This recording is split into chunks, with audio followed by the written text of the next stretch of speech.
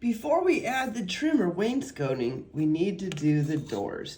I've cut out my balsa wood door and I've got some cardstock. I'm going to glue this onto here. I need to make my door thin, but also look like it has multiple levels. I was originally going to do some more cardstock and put in here, but I felt like it was okay that I added this. So now I have to decide if I want to use the cardstock for the trim around the edges. After much deliberation, I decided not to go with the cardstock for the trim. It's just going to sit too flat. And I like to do something I call like cartoon realism. And that's where I put things that are a little bit bulky. And then you can use some paints to really make it stand out more. Otherwise, if you don't, it'll just all cloud together and you won't notice the tiny details you would notice on the large door. For the back of my doors, I use cardstock, just a pop case. Well, I make sure that I sand this down.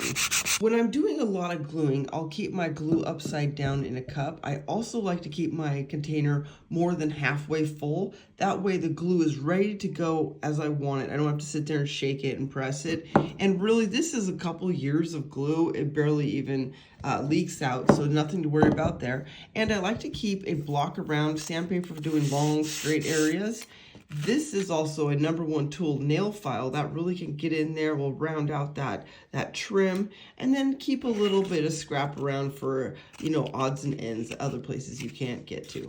Now that my door's framed, I'm gonna paint it, flip it over, and as I was watching the movie, you could see it say Wonka, chairman of the board, president, vice president, and then it said director international. So I assumed the word affairs was after that.